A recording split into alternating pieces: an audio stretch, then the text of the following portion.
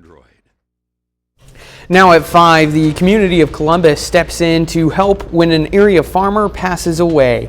Plus, a cheerleader in Lamar shows us what it means to be filled with school spirit and joy. And today's presidential campaign split screen lands in Texas. I'm Nicole Skanga at the White House with more on why former President Donald Trump and Vice President Kamala Harris are both headed to the Lone Star State. The 4 states' most watched news starts now. A suspected lightning strike in Galena, Kansas leads to an early morning church fire. This is KOAM News at 5. I'm Anthony Saviello. The fire happened around 3:30 this morning at the Christ Point Church in Galena on the Kansas-Missouri state line. The fire was contained to the Student Life Center in the west portion of the building. Christ Point Church released a statement saying, in part, quote, "Please be praying for as we navigate this situation and showing thanks as it wasn't worse. We love you and we'll get through this," end quote. Well, we'll check in with Chief Meteorologist Doug Hetty for a first look at weather. Yeah, and it turned out to be a great Friday for us today. Behind the cold front that rolled through yesterday gave us some rain, some showers and thunderstorms across the region last night. And then this afternoon has been fantastic. 72 in Joplin, 71 is where we stand in Pittsburgh. A little bit warmer once you get in our southern counties, upper 70s to near 80, and then near 70 once you get into our northern counties. We do have this kind of light northerly wind, 5 to 10 to 15 miles per hour, but a little bit on the breezy side as we go through the night, through the overnight hours tonight. Not much going on here. Pretty much clear skies across the Central Plains.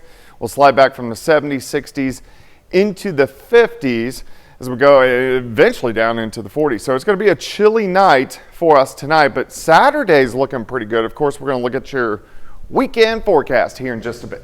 All right, Doug, see you soon. The city of Carthage also got in on the spirit of giving today. The Carthage Community Foundation awarded grants totaling more than $45,000 to different area non-for-profit organizations and projects supporting the Carthage community. Recipients included the Community Clinic of Southwest Missouri, the Carthage Public Library, Big Brothers and Big Sisters of Jasper and Newton counties, and Carthage Crossline Ministries. The Boots Court Foundation and the Carthage Historic Preservation also received grant money during the event. The Lions hosted a cancer awareness ceremony today. The event at Missouri Southern honored breast cancer victims and survivors. Students and staff also used the event as a way to raise awareness for breast cancer, spread information about support services, and stress the importance of early detection. I hope they learned a lot of valuable resources and information, especially from our guest speakers who were kind enough to come out and speak with us. Definitely go and get your yearly checkups, know your body, know when something's wrong, and know that there is a huge community out there to support you. Proceeds raised from the event will go to the Hope for You Breast Cancer Foundation headquartered in Joplin. Farmers in Columbus stepped up to harvest soybeans for a farmer that passed away this past Saturday.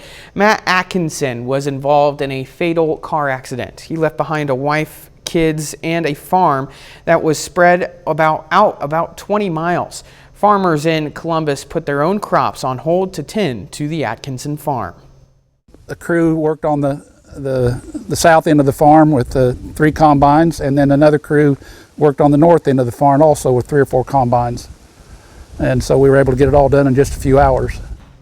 Matt Atkinson was a 7th generation farmer.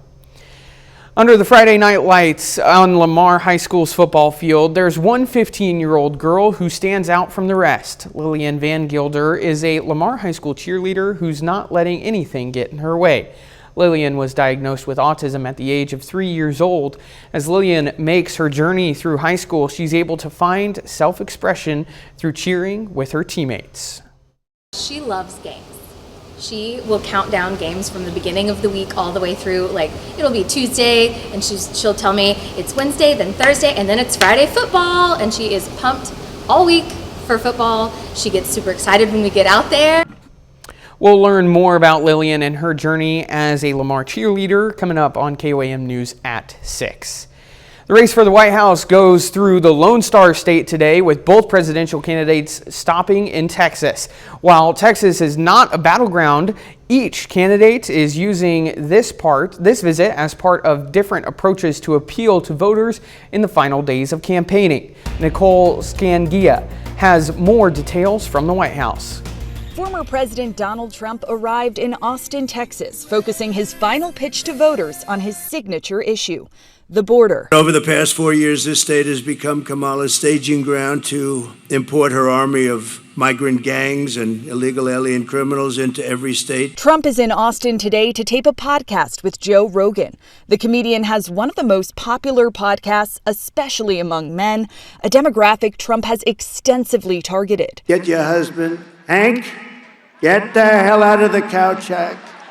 Get up, get that big fat of yours. We're gonna go and vote for the president. Vice President Kamala Harris is also in Texas today, a state her campaign doesn't expect to win, but they're calling it the ground zero of the anti-abortion movement and think highlighting reproductive rights will help them win the battleground states. Tonight we will be discussing the impact of that, not only to the women of Texas and their families, but to people around the country because of Trump abortion bans. Harris leaned into star power at last night's rally in Atlanta with Tyler Perry, Spike Lee, Samuel L. Jackson, and Bruce Springsteen. I'm casting my vote for Kamala Harris and Tim Walz. She's making the case that Trump is only interested in vengeance, not the people. It's either Donald Trump in there stewing over his enemies list, or me working for you. Tonight in Houston, she'll get help from the Beehive when Beyonce joins her on stage. Nicole Skanga, CBS News, the White House. Still ahead, clothing that gets you connected. Technology meets fashion. I'm Danya Backus with a look at how one company is redefining how you connect with your clothes and the world around you. And next in Health Watch, a way to help parents of children with autism keep them safe. Topping today's Health Watch, one mother is on a mission to protect children with autism and ease the burden on the families. David Schumann reports from Twin Cities, Minnesota about how two recent tragedies are fueling her drive to make a difference. What you gonna play? Mary Had a Little Lamb. Okay, let's hear it. For most of Daniel's life, he's tried to escape this house at every possible chance. Good job. A very common impulse for kids with autism, like him. It is exhausting.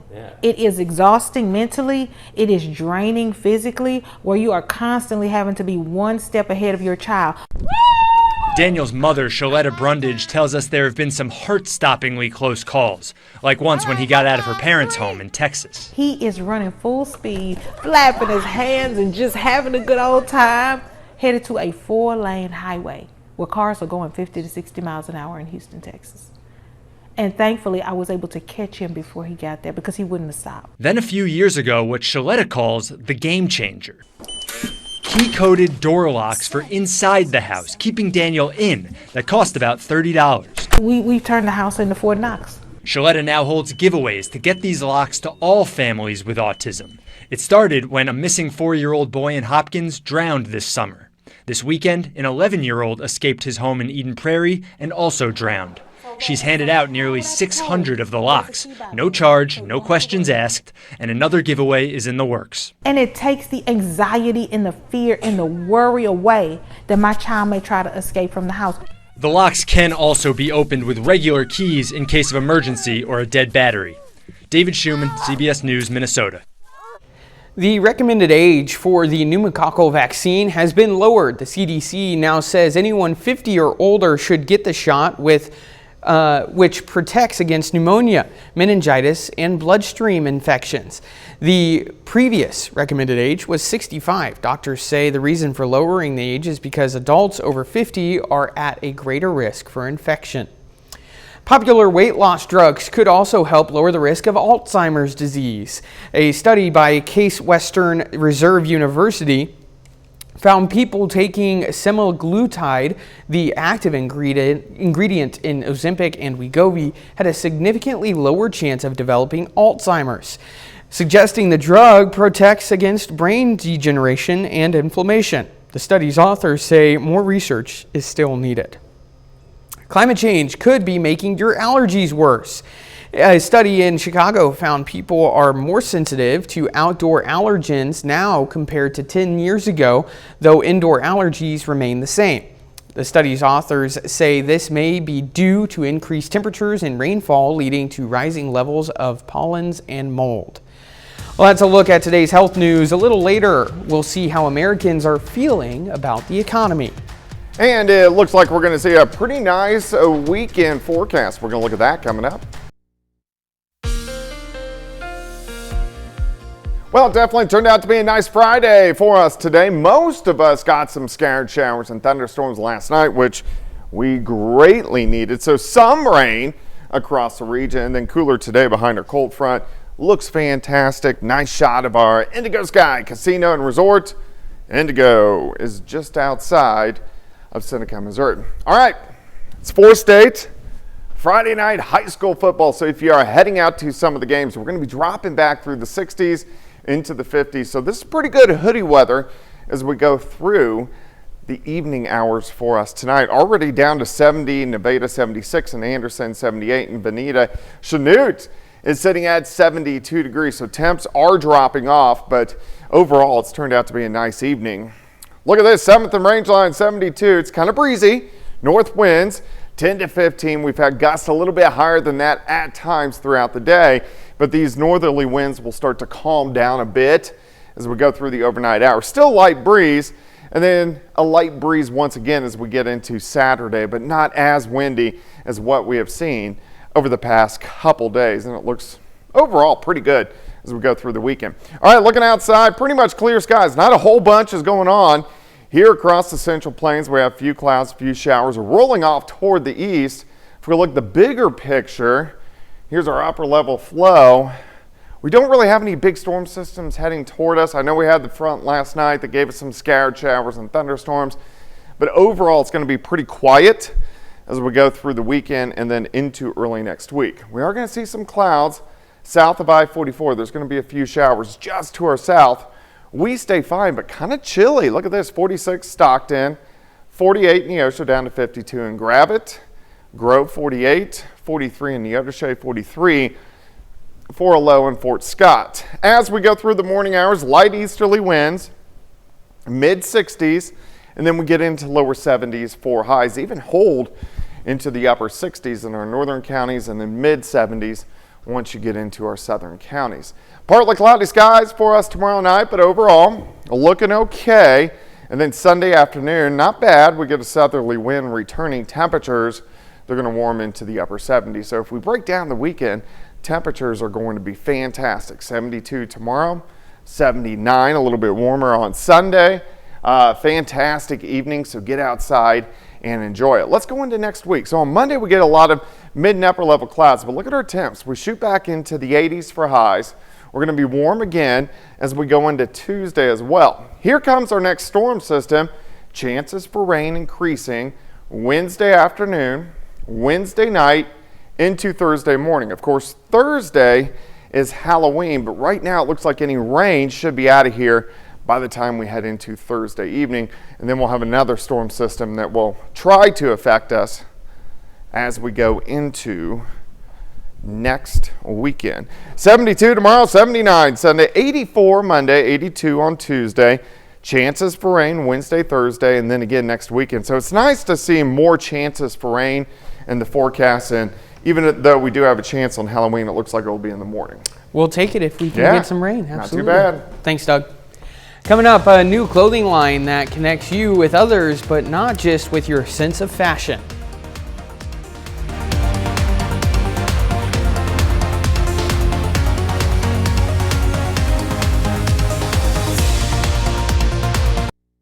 Topping today's Consumer Watch, fashion and tech worlds collide with a new clothing line that allows people to connect in a way they never have before. CBS's Danya Bacchus shows us how. At Spatial Labs in Los Angeles' Silicon Beach, the clothes inside are designed with technology in mind. The idea for Spatial Labs came from wanting to connect the physical and digital worlds together. Idris Sandhu is the founder and CEO. The company's t-shirts, hoodies, and pants may look like everyday wear, but each garment is embedded with tag technology that allows for real-world connections. You simply just bring your phone in proximity, tap on the notification. Sandhu showed us how it works using a demo stand. The rubber emblem on its core collection connects you to a new curated digital social platform called Circle. In this case, it belongs to a man named Finn. And from here I can just swipe up and I'm discovering Finn's profile. Right? I can see all the different locations that Finn has been through. There's no app for Circle. The only way to access it is through contact with the clothes. Circle is all about just sharing in a more intimate way, creating a safe space for you to be more of you and sharing the things that you think matter the most to you when people meet you. Sandhu has a famous following. Jay-Z is an investor in the company, and for good reason. Smart clothing is a growing industry. From swimsuits that remind you to apply more sunscreen to yoga pants that sense when your pose needs refining. Last year's global smart clothing market was valued at $1.6 billion. That number is expected to reach $7.3 billion in 2030. We're creating a new method for people to store and preserve memories through the physical objects instead of just being in the cloud. And clothing is just a start. Sandhu plans for his technology to give the things we own the ability to tell our stories in a unique way. Danya Backus, CBS News, Culver City, California. Well, Americans are feeling better about the economy again this month thanks to lower interest rates. The University of Michigan's latest consumer survey showed attitudes towards the economy improved in October for the third month in a row, reaching its highest level since April. The university says this month's increase was mostly due to modest improvements in buying conditions for durables such as appliances, cars, and furniture. The Federal Reserve last month cut interest rates for the first time in more than 4 years. American Airlines is testing out new technology to prevent people from boarding before their group is called. Although American didn't use the term, they are known as gate lice. Under the system, when someone's boarding pass is scanned, when it's not their turn, a sound goes off and they're not allowed to board and have to wait until their group is called. The technology is being tested at Albuquerque International Airport, Tucson International, and Ronald Reagan Washington National Airport in Virginia. The testing started several weeks ago. American says it's pleased with the results so far. 2 federal agencies are looking into the state of competition in air travel. The public inquiry by the Justice Department's Antitrust Unit and the Department of Transportation comes after last month's merger of Alaskan Airlines and Hawaiian Airlines. Earlier this year, the DOJ blocked JetBlue from acquiring Spirit Airlines. In a statement Thursday, Transportation Secretary Pete Buttigieg said some areas are losing commercial service because of corporate consolidation. He said the goal of the inquiry is to identify and remove barriers to competition. Final check of the forecast next.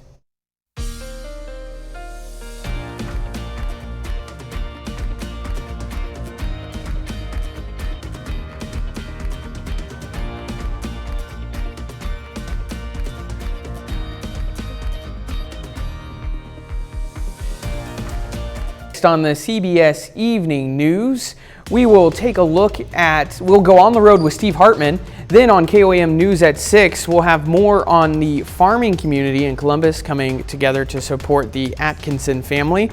Plus, Elise Noe brings us the full story of a Lamar cheerleader sharing joy with her community and how business costs are making local businesses raise their prices. Stay with us for the CBS Evening News and then KOAM News at 6. Enjoyed waking up this morning to see a little bit of moisture on the ground. Yeah, we got some showers and thunderstorms last night. Not a ton of rain, but it was better than nothing.